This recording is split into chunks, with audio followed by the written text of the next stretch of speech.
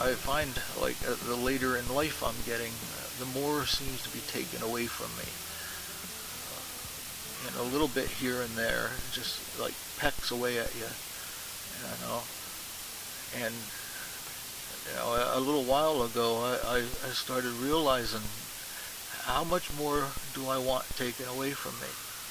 How much more can I handle being taken away from me? And that's why I set my sights on this.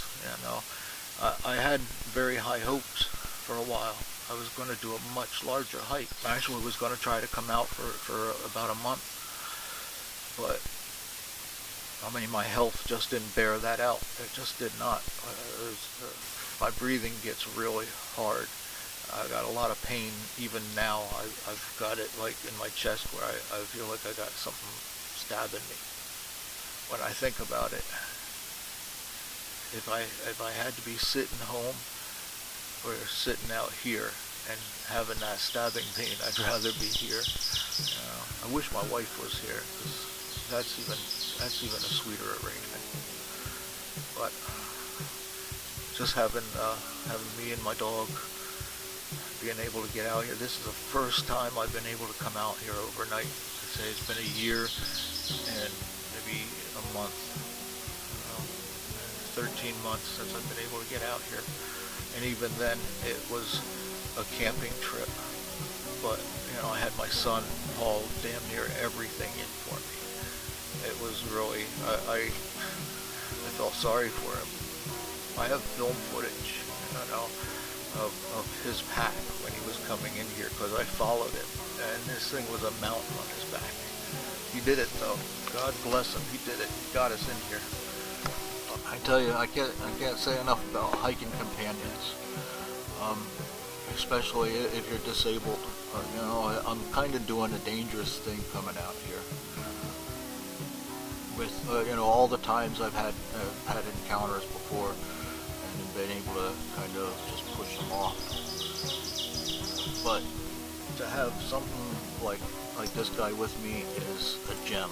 This is like one of the best friends you could have on a hike like this. He is alert. You couldn't tell by looking at him now.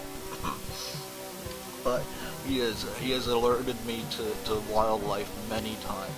When we were hiking, he actually stopped me in my tracks to keep me running into God knows what, but he was determined that I was not to pass him until like 5 minutes passed, and then everything went back to normal and he was fine. We moved on.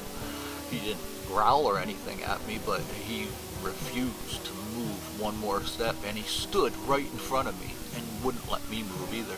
You can't buy protection like that, He's amazing. He really is. I can't say enough about having a hiking companion. You can't get a human one. This one is just as good. He was a chore to train. He had some bad habits. The day I had him, he got home and he was running around the house having a good old time meeting everybody. And I made myself a cup of coffee. I took the cup of coffee, I turned around, I put it on the dining room table, and I turned around to get the creamer, and I turned back, and he was sitting in my chair drinking my coffee. It was just that fast. I knew right away we'd be fast friends from there on. Any dog who loves coffee, right? Yeah. Now, something to keep your dog safe is I have what I call jingle bobs on it. It's not just the jingle on the noise, because the jingle is actually more for me, because I can tell where he is by that jingle. Even when we're hiking, behind me, I can tell, is he far away or is he right up my butt? I can tell exactly where he is. But even more than that, it clacks. And I've found over the years, I've known a lot of people that swear by snake bells and stuff like that, and bear bells. but I've really never heard of an incident where a bell has kept anyone from having a snake or a bear encounter. But it's a different story when you have something that actually makes a clacking noise, or something that transfers noise into the ground.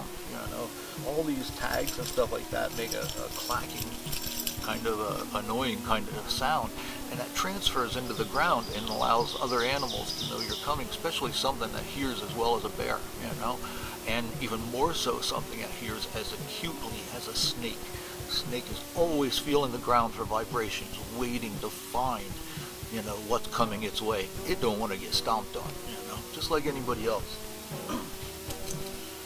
Now, what I've done for my walking sticks is somewhat the same thing, but what it is I have these are just beads, and they're constantly making noise against my walking stick.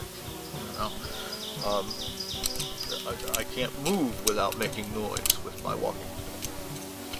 The point in fact is, before I started using this method, I was sure to almost step on one rattlesnake a year. It was a sure bet. It was almost like clockwork. I couldn't tell what trip it would be, but it would happen. Now, for the past like 5 years or so, I have not seen one rattlesnake since, and they are still around. They're everywhere. You know, and my brother-in-law goes and he sees them all over the place. But since I've been using this method, I've not seen one. I have also not run into one bear on the trail either, which it's a pretty good record. It's one that I've proven to myself.